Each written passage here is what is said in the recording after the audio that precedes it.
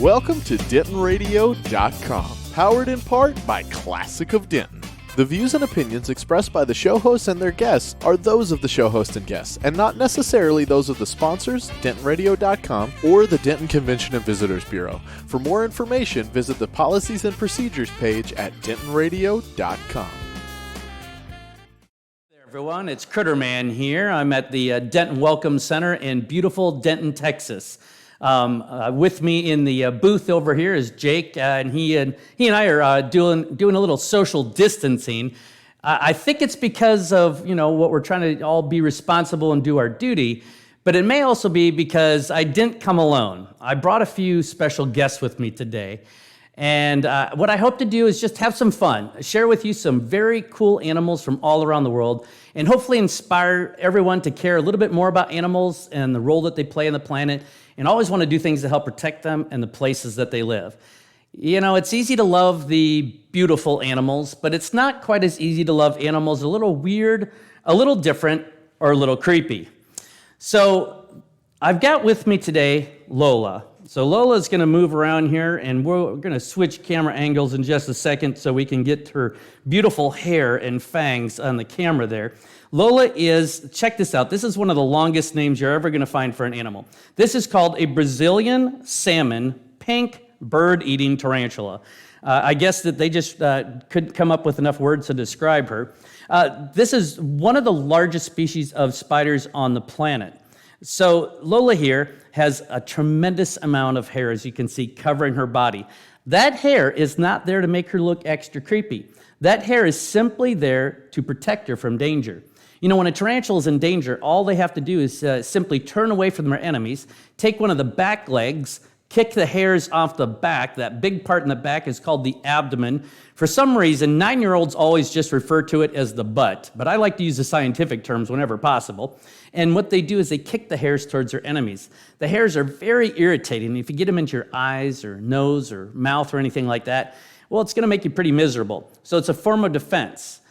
Now, right in the middle, she's got two very large teeth called fangs. She does squirt venom out of there. Now, a lot of people ask me, are all spiders venomous? Well, almost. Almost all spiders are venomous. But it's not really the right question to ask.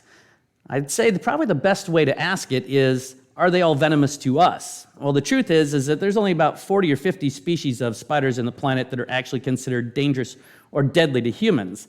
Her venom would be extremely painful. The bite would probably be even more painful, though. Her fangs are about an inch long, which, to put that into perspective, if a human was built like a spider here, like a tarantula, your two middle teeth would come down to about the middle of your chest. Those are a big set of chompers right there. So what they do is when they catch their prey, they bite the prey with their fangs, they inject the venom into the prey, mix them with the venom of some lovely digestive juices.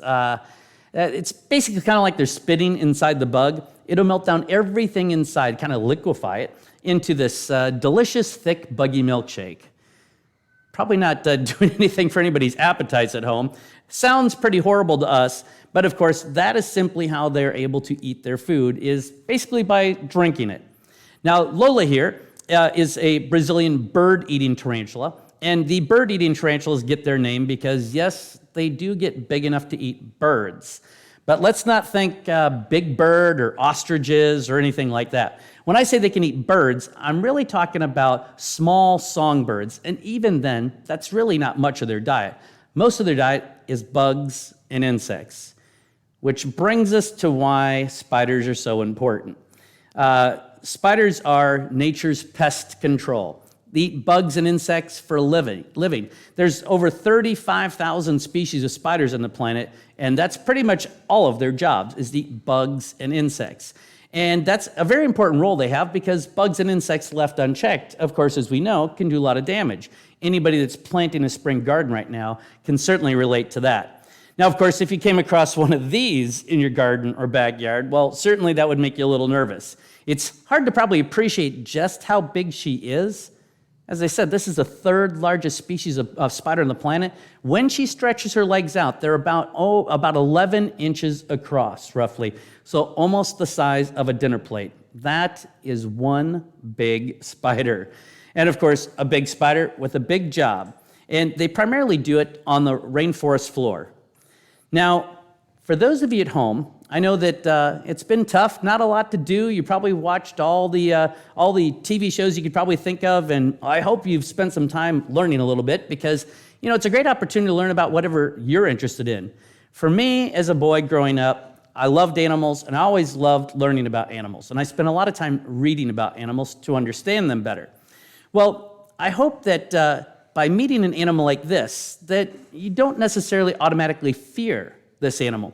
We're taught to fear so many animals. Sharks. For me, that was it. That kept me out of water for about almost 3 years. I wouldn't even go into a bubble bath if I couldn't see the bottom of the bathtub. I was so afraid of sharks, right?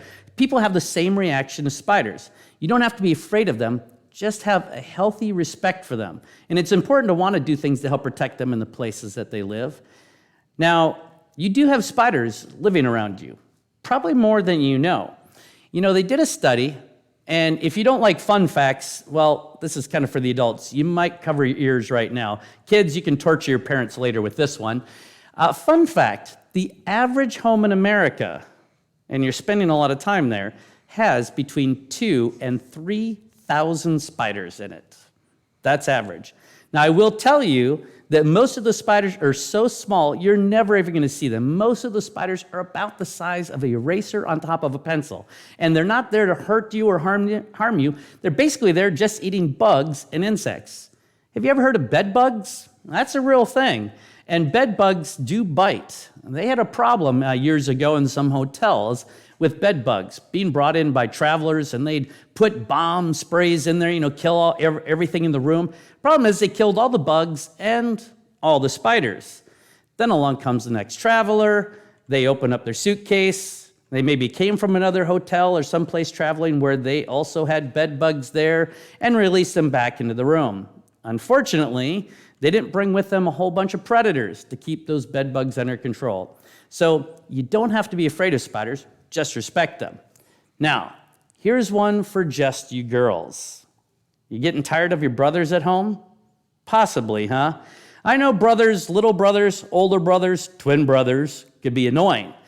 But girls, this should be your second favorite animal. Okay, you can love unicorns. Who doesn't love a unicorn? But spiders, put them second, girls, because there's a couple of interesting things about girl spiders. For instance, the girl spiders are usually bigger than the boy spiders, but they're also stronger than the boy spiders, a whole lot stronger. And they're also not very patient when it comes to teasing or nonsense. Not that I know that spiders tease each other, that seems kind of weird, but they're just bothered by a male, a boy tarantula. Well, for some reason in the world of spiders, sometimes the spiders get a little upset, the females do, and they'll just, bite the heads off the boys and eat them. Boy, wow, talk about girl power, huh? That's impressive. So that is Lola, our very beautiful bird-eating tarantula. And I wanted to start with an animal that people don't often appreciate because of the way they look. Because yes, we're gonna meet an animal that's a little bit more beautiful, traditionally, and an animal that, well, most people will agree is cute, but I will warn you, cute does not mean friendly. That's Lola, our bird-eating tarantula. Now I'm gonna wander off camera here, hopefully, and I'm just gonna let Lola go back in there. The animals that I bring out in our programs traditionally to schools and libraries are animals that came to our organization for one reason or another. These animals are ambassadors for their cousins out in the wild. And sometimes people think, wow, wouldn't it be great to have this animal as a pet? Hey, they're selling this animal. Must be a good pet. Well, I can promise you, if anyone ever starts to decide something, a good pet. Well, this is an animal a lot of people love to have as a pet because they're very beautiful, and even more people love them because of something that they do. This here is Banshee. Banshee is a blue and gold macaw. You want to show them how beautiful you are there, Banshee? Very lovely blue and gold feathers there. So Banshee here is about almost 27 years old, and Banshee has been doing these programs with us for a very long time. A lot of people love to get one of these birds as a pet, but they don't realize a couple of things. First of all, they're very noisy. Everyone just says, oh, I'm going to get a parrot, and it's going to be fun. We're going to have conversations. We're going to ask them questions, because everyone knows that parrots can talk. Well, not exactly. Parrots don't talk. What they do, well, you're going to try and prove me wrong, aren't you? Well, parrots don't talk. What they do does sound like talking. What they actually do is called mimicking or copying. Yeah, well, I know you're trying to say something over here. Now, when they're around humans, they will mimic or copy sounds that we make. They do it for attention or for food. Banshee's trying to get my attention right now. So Banshee, we'll try not to talk at the same time, and I know that Jake didn't supply you with your own cool little headset microphone, but that's because these things are expensive. You'd tear that thing up, yeah. Okay, so give him a little, that was very quick. You want to try that one more time? Give a little, howdy, and how about your Spanish? Hola. How about your Spanish? Hola. Very good, yeah, that's awesome, isn't it? Don't get too excited. As fun as that sounds, you're never going to travel down to the Amazon, which is one of the places these birds are found, and find, a bunch of parrots flying around going, howdy, hola, welcome to the Amazon. Start dancing around like in the movie Rio. Yeah, they're not exactly a greeting crew for us, right? But they do love attention and food. So why do they have this ability to mimic or copy? Well, it's for communication. They can communicate all sorts of things, apparently, and we're still just beginning to understand what kinds of things they're able to communicate, because they're known to make sounds of other animals that are in the trees and the rainforests around them.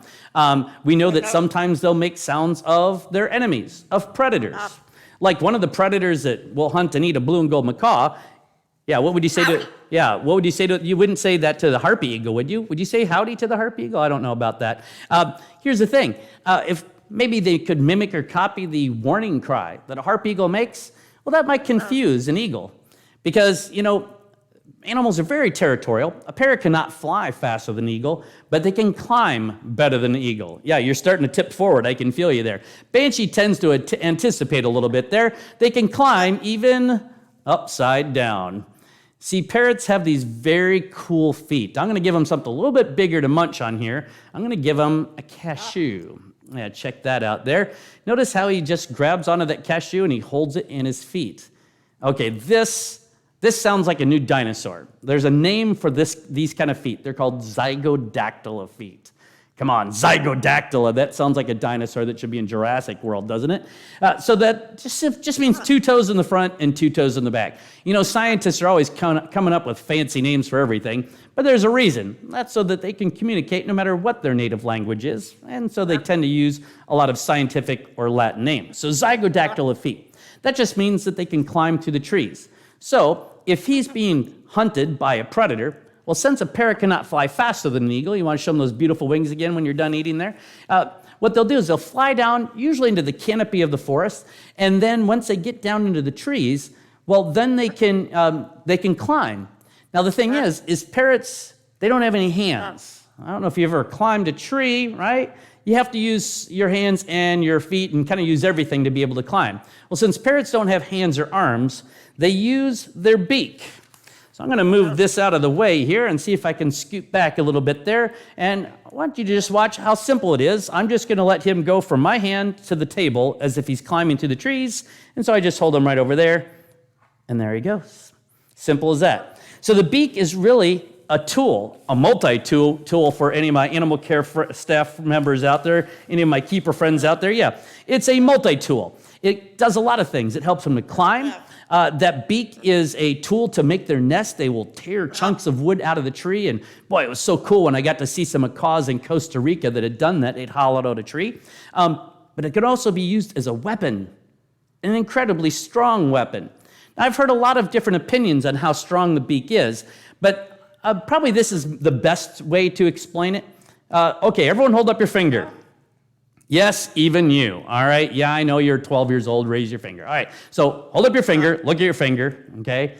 Is your finger bigger or smaller than a broom handle?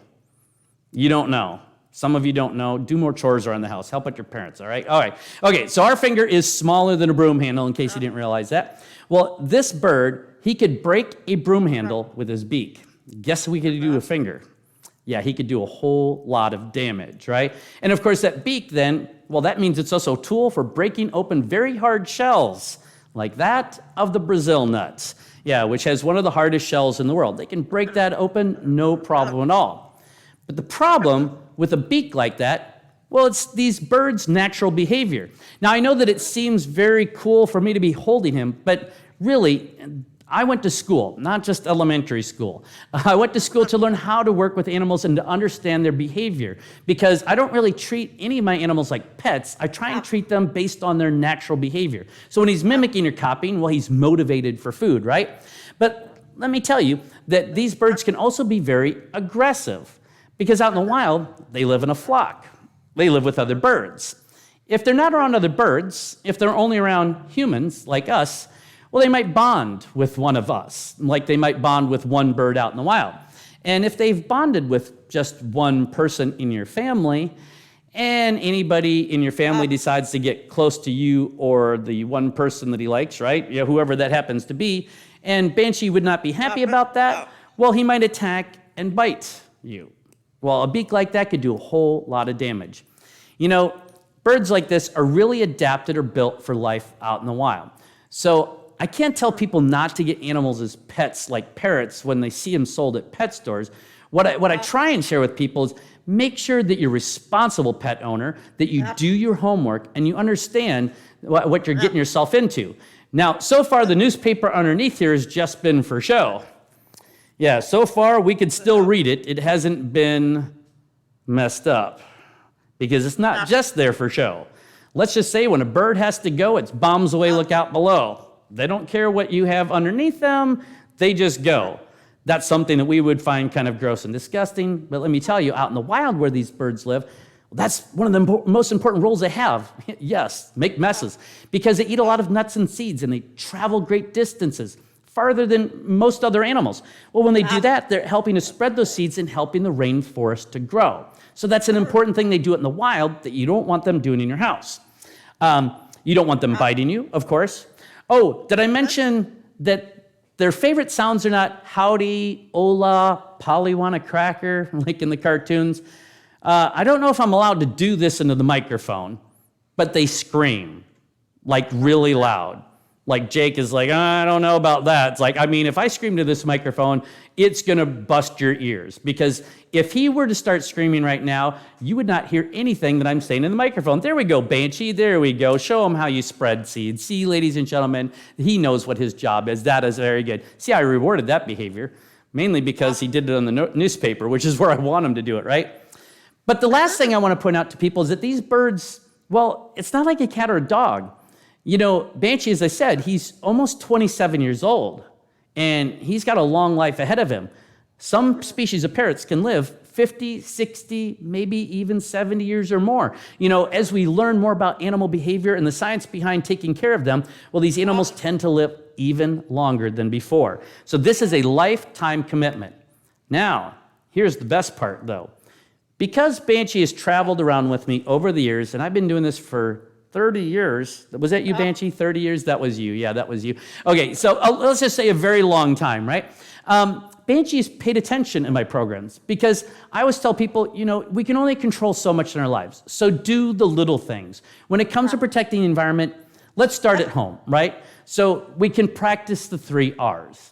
Now, I'm sure most everybody knows the 3 R's, and I know from my keeper friends out there in the zoo and aquariums that, well, you'd say, yeah, we've expanded to 4. I know, but Banshee's only got 3 down, all right? We're not going to change the behavior after all these years. Banshee actually has become very good at helping me share those. So what I do is I like to tell people the first two, right? And then you're going to tell them the third one. Can we agree on that? Yes?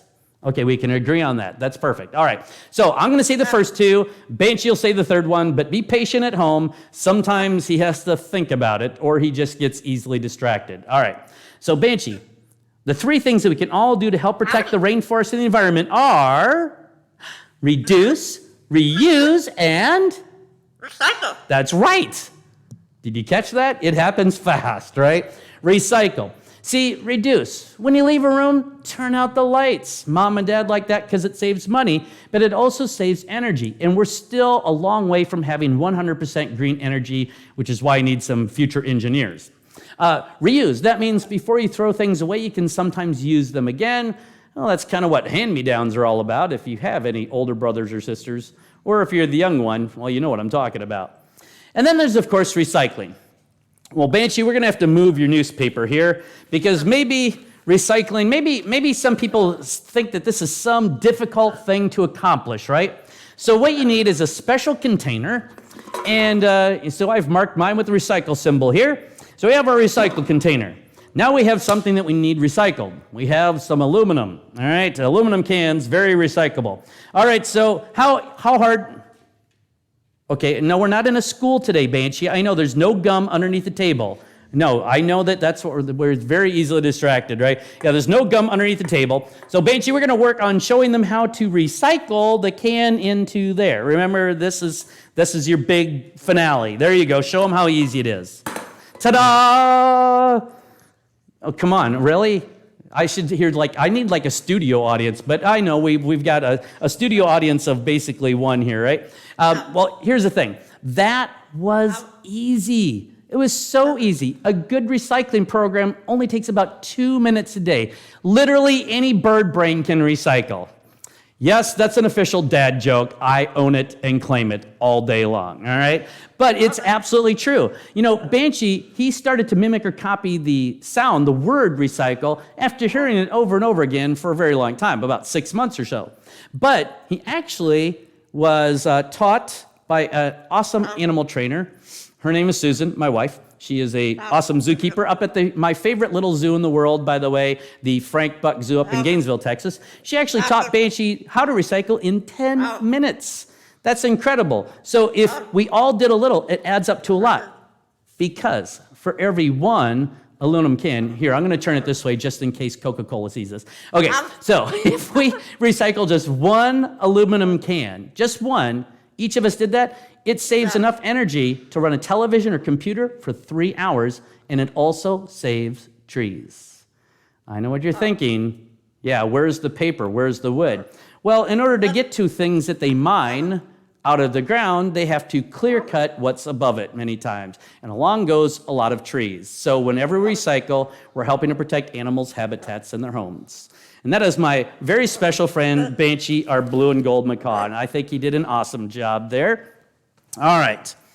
So all animals do things that are important. And I'd like to, those things that the animals do, we simply can't replace or start doing ourselves, which is why we need all sorts of birds. Now, I'm in Texas, and I don't know about any of you, but I've started to see quite a few grackles flying around. We get the grackles flying back and forth a couple times a year. Well, you know, those birds still, like I said, very important for seed dispersal. Well, I have one last animal. I had to bring out something for all of you that are looking and hoping for something cute today to meet. So I have with me an animal that is a cousin of the raccoon, although he doesn't look much like his cousin, the raccoon. His name is Mango. And Mango here, Mango is also known as a honey bear. Not Winnie the Pooh, no. Sorry, the kinkajou is actually related to the raccoon. Now, I know you're probably trying to figure out, well, who decided that this animal was related to the raccoon? That would be scientists. Yes, not me. I don't get to make those big decisions. And how did scientists do this? Science! Well, it's a little bit more than that. Okay, so scientists long ago were putting animals into family groups. How did they do it? They looked at a couple of things, teeth and bones. Teeth, that tells you what kind of food an animal eats, right? If you have sharp teeth for killing things, you eat mostly meat, you're probably going to be a carnivore. If you have flat teeth for mashing up plant material and you eat mostly plants, well, we're going to probably call you an herbivore. And if you have both kinds of teeth, well, then you're an omnivore. Omnivores, yeah, we got two of them in the room here at least, right? So this is an omnivore. Now, what they actually do is they count the teeth and the number of teeth and they compare them. And as it turns out, the raccoon and the kinkajou, well, they have the same dentist, I guess. Now, the other thing you look at are the bones. Now, unless this is an X-ray camera up here, I'm pretty sure you can't see his bones. But I can show you how the bones work. I'm going to turn him around just like this. Oh, yeah, you just take a nap. Did I mention they're nocturnal? Yes, he's nocturnal. He doesn't mind waking up during the day. So he's very relaxed right now, so I can show you his feet. You know, when I was growing up, I loved to read about animals, and a lot of the books that I read involved cats getting stuck in trees, having to be rescued by the fire department. Never figure out, why do these cats need so much rescuing? They are the ones that climbed up the trees. What is going on? Well, as it turns out, the very first time a cat climbs a tree, it's very easy. That's not a problem. The hard part is, how does a cat climb out of a tree? No, jumping doesn't count as climbing. Jumping is one step away from falling. I could fall out of a tree. No, how do they climb out of a tree? Well, a cat, it takes them all to figure out that gravity is pulling them down, and their feet and their claws have to dig into the tree this way to keep them from sliding down the tree. When they want to climb down the tree, they have to climb backwards for the claws to dig in and keep them from being pulled down by gravity. Well, that would not be wise for a kinkajou to climb backwards to the trees in the rainforest. He could climb backwards right into the mouth of a boa constrictor, which I promise you will not end well for him. So he climbs head first. And to do it, he's got special bones, just like the raccoon. See, there's the bottom of his foot, and I'll do this a couple of times, and he can turn his back feet all the way around backwards. There you go. No, it's not painful. It works just perfectly for him. So those very special ankle bones, similar to the raccoon, allows him to climb head first everywhere he goes.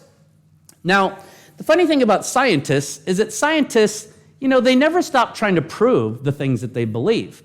So if they have come to believe something and they find a new way of testing what they believe, well, they'll use that test. That's a great thing about science, right? We hold on to facts and information, not just opinions. Well, there were some scientists that probably thought that this animal was maybe related to a monkey because of this thing, this tail. It's very unique amongst this group of animals. This is a carnivora. He's related to all the animals that have the sharp teeth for killing things and eating a lot of meat, pretty much. And there's only 2 carnivora that have this kind of tail. It's a prehensile tail. Notice it's got a little curly cue right there, and if I slide my thumb in there, he can actually hold onto my thumb if he wants to. It's a prehensile tail. Here, show him that beautiful face of yours there, Mango. That prehensile tail means he can hold and climb trees. So it makes him different from his cousin, the raccoon. Now, how did modern science determine this animal was a cousin of the raccoon? Well, it's called a DNA test. Yeah, that DNA test proved once and for all. So how did this animal get the nickname the honey bear? Well, it's because they do something like a honey bee. They are attracted to flowers. Now, they don't see the bright colors of flowers. That's why flowers don't just look beautiful, they smell beautiful. They're attracted to the scent of the flower. But just like a bee, they're attracted to the flower because of what's in the flower. Nectar. Yes, they love the nectar. And so they'll go and they'll use their 6-inch long tongue, about as twice as long as his head, and he'll lick out the nectar. While he's licking out nectar, he gets pollen on his nose, just like bees get pollen on them. And as he's moving and climbing through the trees, he's helping to pollinate flowers. It wasn't until recently that people started to appreciate bees. We should love bees. They have such an important role to play. We've always loved butterflies, but we became concerned when they're disappearing. Well, let me tell you, there's other animals on the planet that are also known as pollinators. We have the honey bee and the honey bear. Now, I know that we're going to about 2:30 today, and I see that, thanks my sister and my dad for watching at home. I appreciate that. Hopefully, my sister is forcing her boys to watch because that increases my live stream by at least 3, possibly, if they're all at home. And I see that, we've got the mayor of Crazy Town. That's awesome. Happy birthday again, Mary. And I just am thankful that I had a little bit of opportunity with my great friend Jake from DentonRadio.com to be able to share some of these animals with you today. Because I love what I do. I love wildlife, I love animals, and I love sharing them with people. And I hope that yes, I shared some facts, but what I really hope is that I've inspired some of you to be curious about the world around you, to want to explore and to want to learn more about it. Boy, I know that for so many of you young people out there, you've got a lot of time on your hand. Well, you could choose to just sit around and watch TV, and you're going to watch some great stuff, but maybe take this opportunity to learn about something that inspires you. Because if I had not taken it upon myself to learn more about animals and to read about animals and to read about schools that I could go to work with animals and read about jobs that I could do so I could work with animals, well, who knows if I would have ever reached something that I really wanted to do. I always wanted to work with animals. By the way, I didn't know that this was something I could do. It's something I learned about later.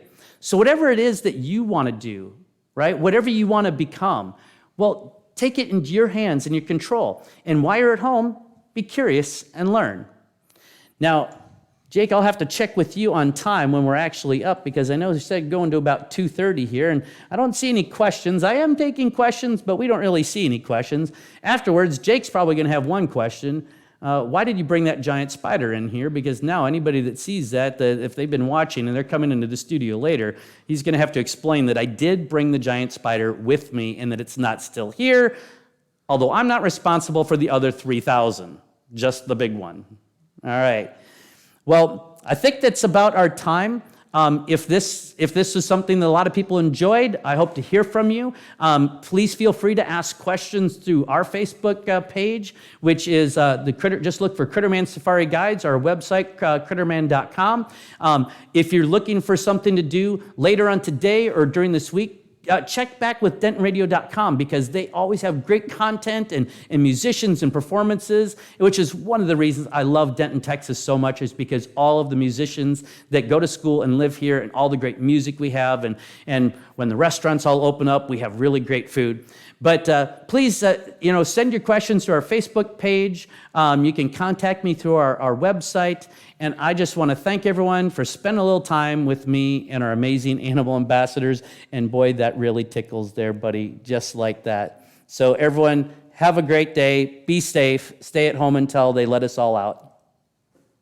Well, thank you for tuning in. We hope you enjoyed the show. We want to thank our partners and sponsors who made this show possible. And now stick around for a word from all of us here at Discover Denton. Do you love live music? If so, make Denton, Texas your next vacation. Find more information at discoverdenton.com.